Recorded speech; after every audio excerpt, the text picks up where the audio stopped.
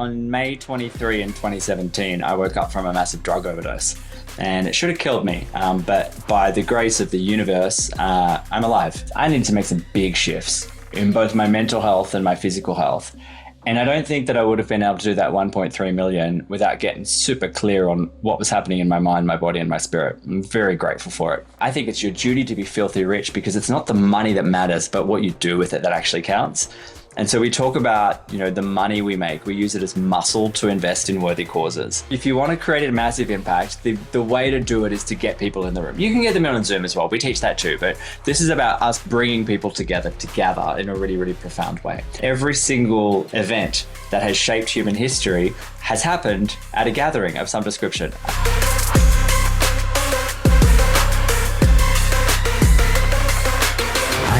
I'm really excited to introduce our guest today. We're going to have a super fascinating conversation.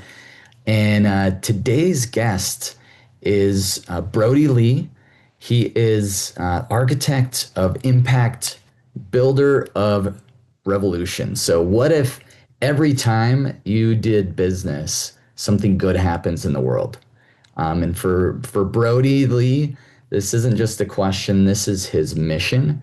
So as an entrepreneur, event strategist, Brody's designed experiences that inspire action, create connections, spark movements. He's also helped thousands of people step into new possibilities through gatherings that blend strategy, psychology, and creativity. And then with his journey, there's been a lot of challenges. Years of relentless work took a toll on his health, till decided to transform it, committing to fitness, functional health, mindful living. He has really rebuilt his energy, focus, and vitality. So today he's leads not just with vision, but as a huge example on how we can be well-being and coexist. So when he steps onto the stage, it's not just running an event, he's starting a revolution disguised as gathering. And one that uplifts people, fuels possibilities, and builds a future worth living for. So everybody give it up for Brody Lee. That's an incredible introduction, Cade. Thank you so much. I appreciate it. It's great to be here. Yeah, excited to have you.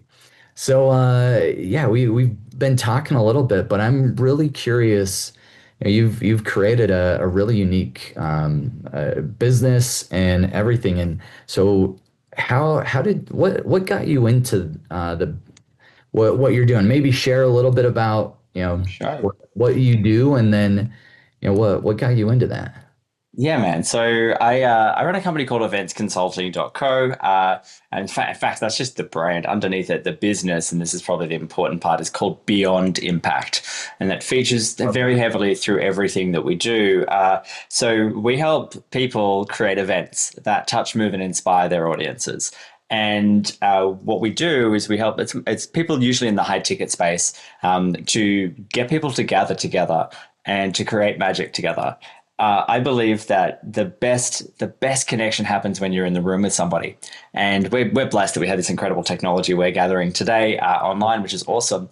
But as human beings, we've connected at gatherings ever since, basically since we went from chimps into walking, talking humans. So we've connected, communicated, and engaged in commerce for about 300,000 years, and every single event that has shaped human history has happened at a gathering of some description.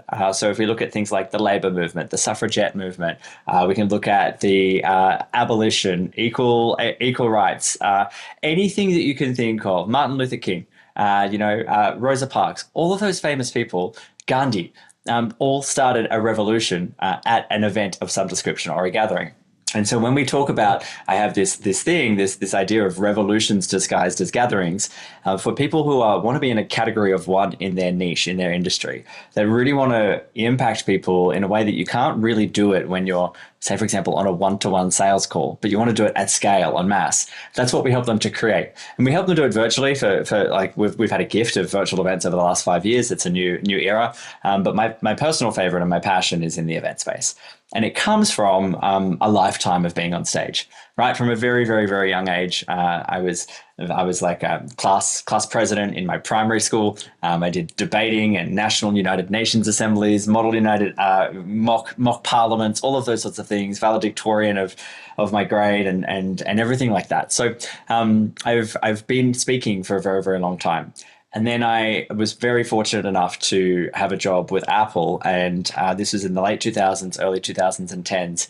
And Steve would do his big product launches, and we would have a very quality problem that millions of people would suddenly flood into the stores. And Apple's one-to-one sales methodology, which is what they're known for, they redefined retail by having everyone have access to a specialist that would guide them through their purchasing process, suddenly had to go out the window. And so I helped design and roll out and train their leadership and executive teams on how to use those product launches and how to get their teams to sell one-to-many. So I kind of had like a PhD style education from Steve on selling one-to-many.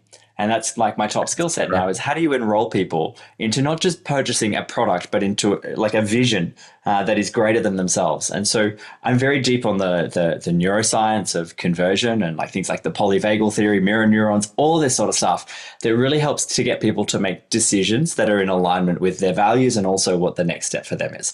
A lot of people look at events as ATMs. I see them as revolutions, as I've kind of said, and the money comes after the revolution. Awesome. Very cool. Yeah. And so so working with Apple, that's impressive. So you learned some of these skills from Steve Jobs. So tell me a little bit about how like what made you take the plunge into more entrepreneurialism as opposed to, sticking with Apple or what you were doing there? Fate, if I can call it that, or maybe it was some sort of intentional design. I on May 23 in 2017, I woke up from a massive drug overdose, and it should have killed me. But by the grace of the universe, I'm alive. I'm not particularly woo woo or anything like that, but the universe was like, it's not your time yet, dude. It's not your time. And when I woke up, I had this really kind of moment of clarity when there was my mum and my dad, a paramedic and a police officer all staring down at me. And it was like, is this really how you want to live your life? And I shouted out kind of involuntarily, no, just kind of came out. And they thought I was like, no to them. But what was actually happening was a very important internal dialogue where I was really making a decision that in this moment of now being alive, I got to choose the path forward. And was I going to live in the trauma of my past, or was I going to step into something more transformational? And I didn't know about the transformational side yet. I just knew that I didn't want the trauma anymore. We had been exploring in therapy in the previous 3 months about whether or not I had been sexually abused as a child. I had started getting these memories that were very violent, disconnected, not complete, very confusing. And I spun out. And I was in a period of sobriety in my life at that point from my main poison, which was meth. And I relapsed hard, and I ended up taking a concoction of drugs, not intentionally trying to kill myself. Like I wasn't suicidal, but it was just like I needed to cope with the situation that I was suddenly presented with, because for 25 years of my life, I had no memory of any of this stuff happening. And so that was like really jarring. But the gift in it all was that I got to wake up to life again. And so where a little child had been at the, like asleep, like basically had been at the wheel of my life driving things for 25 years, the adult kind of got to step up to the plate and grab his hand and say, hey, I got this. And I did that through, obviously I went to rehab. I put myself in the best rehab in the country. That was lovely. They gave me another label, PTSD, add into addict, codependence, and all the different things that they wanted to call me. And I really I had this conversation with the therapist at the time. I'm like, I respect the diagnosis, but that can't be my story. Like people with PTSD end up, institutionalized. I'm already here in an institution. Okay. So I knocked that one out. They end up, dead. I just missed out on that. Or they end up in jail. And I don't really want that for myself. And so while I respect the diagnosis, I reject it, and I'm going to figure out another way of looking at all this. And so I put myself in front of the masters. I went on this personal development junkie kind of thing. I went to everything. I did the Landmark Forum. I did Tony Robbins' Unleash the Power Within. And actually, it was at a Tony Robbins event where everything shifted for me. I got to get complete with my trauma. And then on the third day, I had like tears streaming down my face. I was a hot mess. But I had this moment of supreme clarity. The trauma was gone, and I had this moment of like, oh, hang on a second. If I want to move forward in my life, if I want that past to literally stay in the past, then I need to forgive my abuser. So I remember standing in this event. There was like, Tony Robbins events. They're very high energy. He's got lots of like sound and everything going around. He's playing this beautiful song, "Take Me Home" by Jess Glynn. I put my hands up into the air and I'm like, I don't know where you are, but for you to do that to a little boy, you must have been in a severe amount of pain. And for that, I forgive you. And what happened next was remarkable because it happened in like mind moments. The moment that I put that energy out, it was like I had this whoosh over my body and everything was light again. And it was like the weight of 25 years of my life had just disappeared.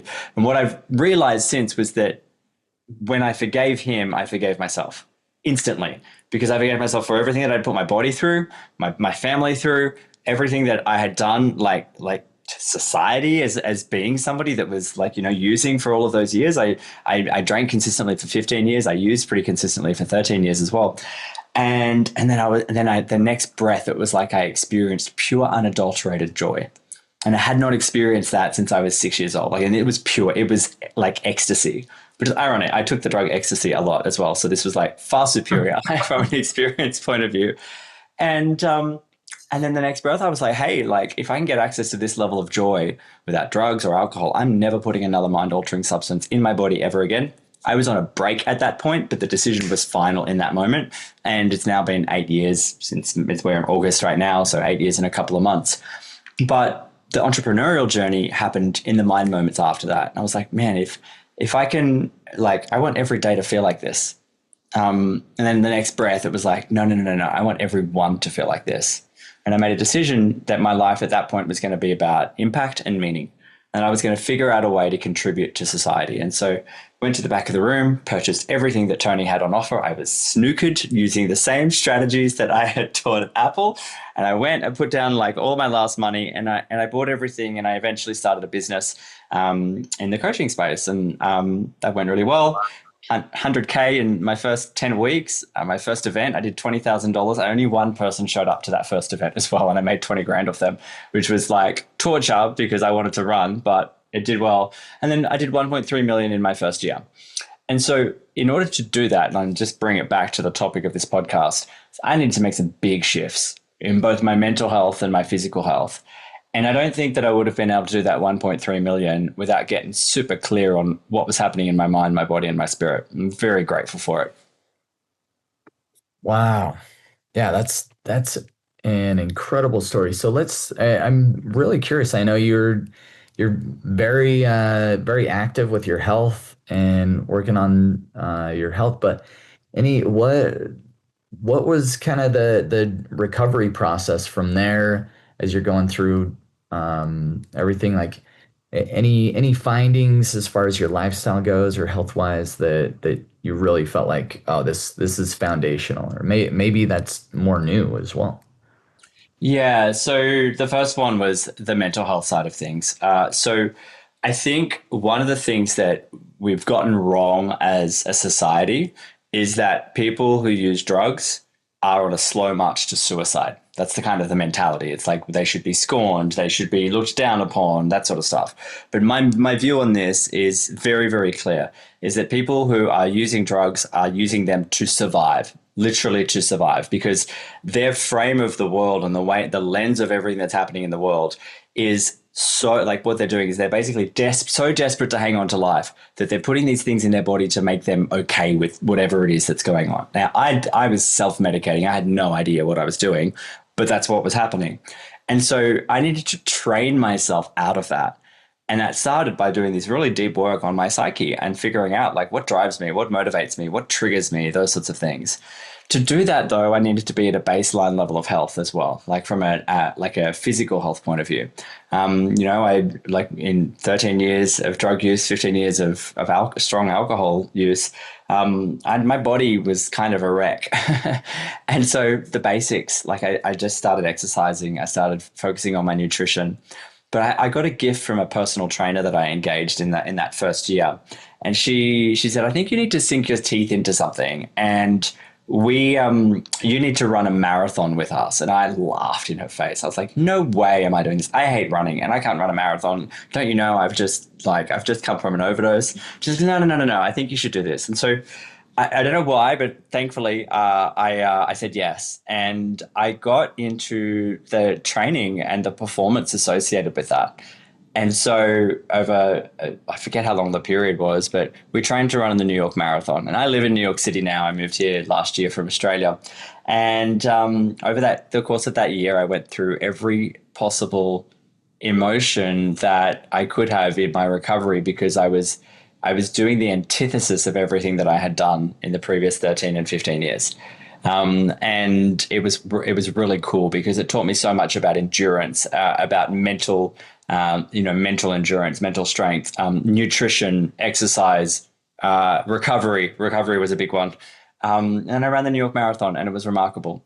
What was really cool, though, I was so inspired, and this bleeds into the work that we do and the impact that we create through our philanthropy, is that we were doing it to raise money for charity.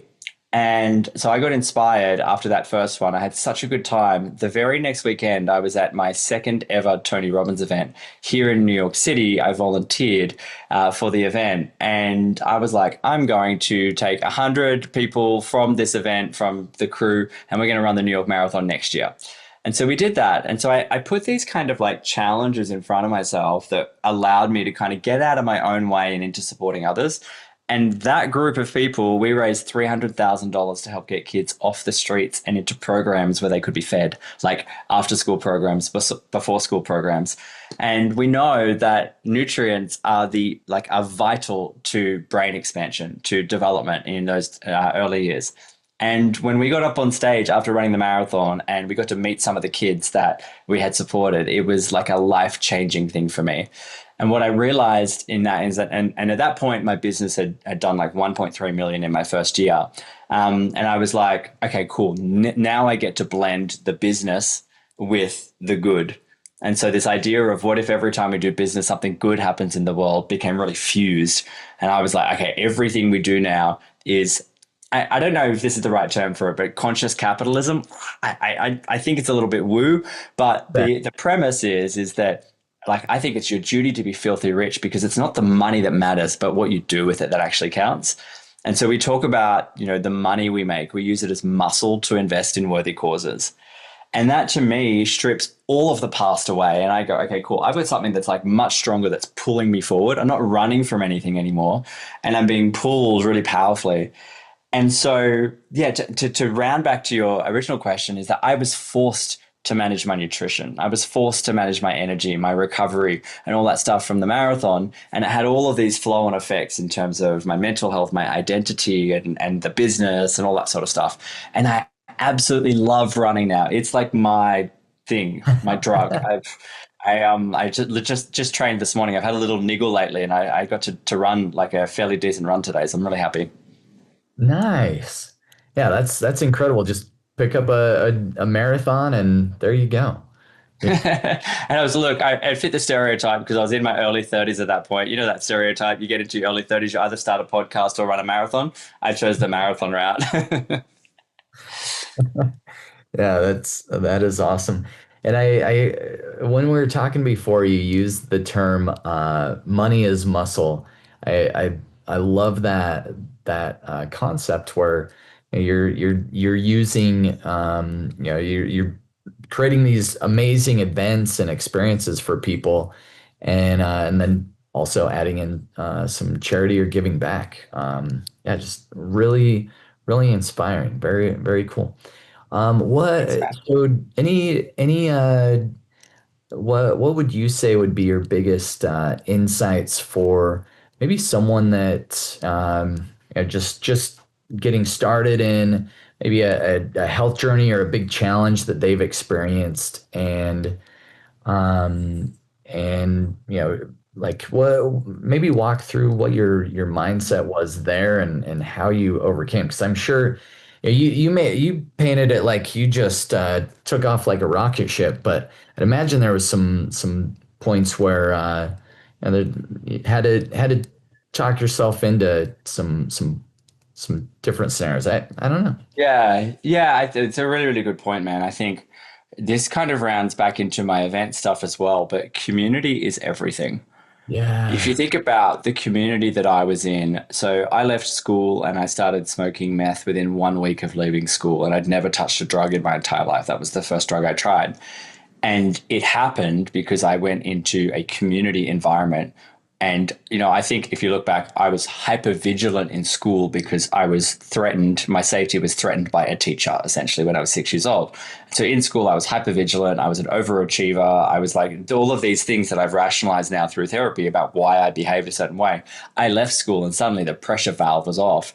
And then I went into a community where I had community, that people that in that moment felt like they were my people, and somebody offered me something when I was very, very drunk, and I took it, and then I engaged in this subculture of partying, and that community was really, really important to me in terms of my development at that time.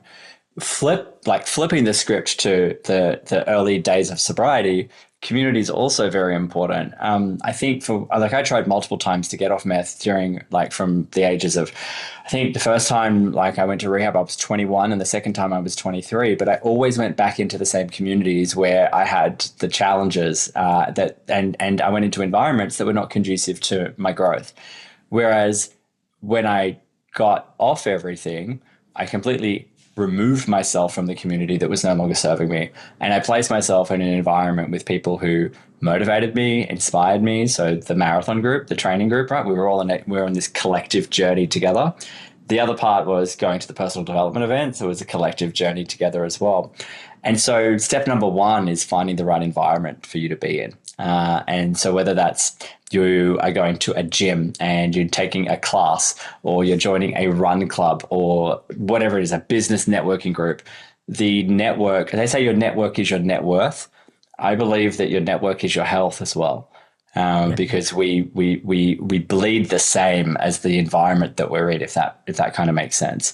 And so that was step number one. The second piece is it was around the personal internal stuff. And that's like the constant work on myself. Like, what do I need to do for the edge for myself? What's that next level? How do I push myself that extra kilometer or mile, as you guys use, when I'm on my run? What does it take from a mental point of view? And then the third piece is the fuel. So there's the community element, which is like the communication and being held as a human being. There's the what do I need to do mentally from an identity point of view, from from a mental shift and that sort of stuff. And the third one is how I'm fueling my mind and my body. So it's like, what are my inputs from a what am I consuming information wise, and also what am I literally inputting into my mouth that are going to affect my performance as well. And I'm very, very blessed that I had phenomenal coaches across all of them that taught me how to eat properly, taught me how to get my macros right, taught me about recovery, and then therapists that taught me how to manage the triggers and slow my thought processes down, and really understand myself. So yeah, they would be my three. Oh, that's amazing. And I think community, like you nail it on the head. Like if you're struggling with anything, or just looking to do more bigger, better things, like really look at your community and who you're spending time with, and see how you can, elevate that, or maybe change that scene. Um, Yeah, just on that as well, I had a really interesting experience recently, and this is a work in progress for me. I'm not perfect at it. I moved to New York a year ago, and one of the things that I moved into a specific area of New York. I'm in a very nice building in a really rough neighborhood, and I moved into this building because it's got stunning views. If you look out this window right now, it's like all of downtown, and if you look at my living room, you see the East River, and you see all of downtown, and it's stunning. It's a very lovely building, but it's away from where most people kind of live that are entrepreneurs and my LGBTQ community and that sort of stuff. And so I was very isolated for the year that I was here. My first 6 months were great because I was traveling for work. It was exciting. And then coming into winter and out of winter, well, there's something else I want to talk to you about sunlight later on as well. But the last 6 months, well, the first 6 months of this year were really tough for me. And then I hosted a gathering here, an impromptu gathering on the 4th of July, because we realized the fireworks were literally out of my living room window. And I brought people into my house, and I created community. And I realized I was like, it was a really, really lovely group of people, really phenomenal human beings. And I realized that in my home environment, in my immediate area, it's great for me to create community when I go to events and stuff like that, but it's just as important here. And I realized that what I hadn't been doing is I hadn't been creating community myself. I'd wanted it and I was bitching and I was moaning about the fact that I was lonely and all of these sorts of things. But then it kind of dawned on me like I create events for a living for people. I help people do this all day, every day. And the one thing in my personal life that I realized I hadn't been doing was I hadn't created community. And so I'm doing two social things now that are very light. One for entrepreneurs just to come in and have dinner, drinks, and I'm calling it dinner, drinks, and deal flow. And it's very like low, like it's not a massive event. It's just for people to come and connect. And then there's also like I'm having social gatherings as well. And that environment's everything.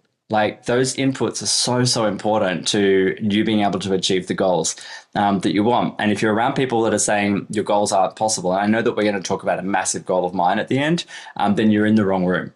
You got to create the right room for yourself. Yeah. Yeah, I love that. You can create the environment yourself. And I think, when we're looking at health, it's very similar. If you're struggling, want to lose weight, you want to, maybe you just don't have the energy levels that you have. Look at your environment. Like also look at the air you're breathing. Is the building that you're in really old and musty and moldy? That can impact it as well. So there's Yeah. so many different layers to that kind of community and environment that's so I key. got another one for you. I mentioned this before. I cannot tell you the importance of sunlight in your health.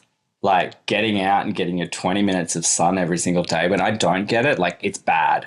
It's bad. And it should be like we are, as human beings, we are beings of circadians, right? Like circadian rhythms dictate everything. And so we need to be very intentional about how we're feeding ourselves light. And so like first thing in the morning, getting up, getting those blinds open, like as quickly as possible, rising as close to the sun. And even stepping outside and getting some physical sunlight on your body, it does wonders for your mental health. I'm not perfect at it, but I've done a lot of work with psychologists and whatnot. And that's one of the top recommendations. So I'd highly just, if anyone's like mood's a bit off for that sort of stuff, that's an easy Oh, hack for you straight away.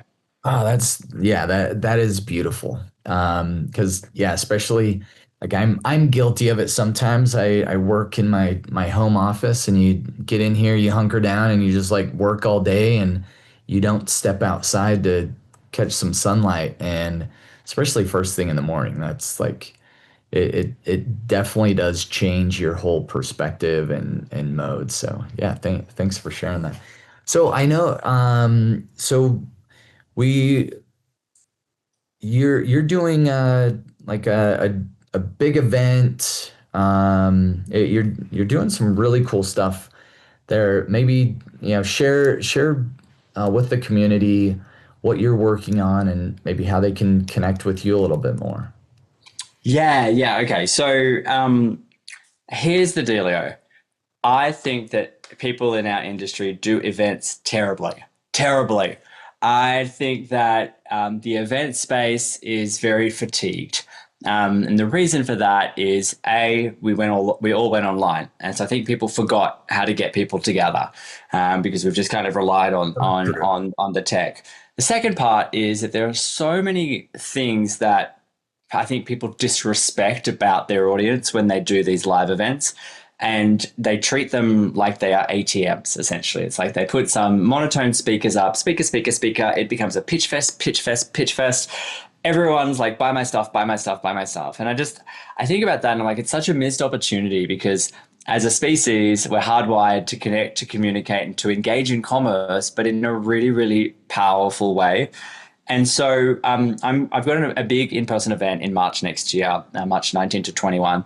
And it's called Impact Revolutions Disguised as Gatherings. And the premise is that if you want to create a massive impact, the way to do it is to get people in the room. You can get them in on Zoom as well. We teach that too. But this is about us bringing people together in a really, really profound way.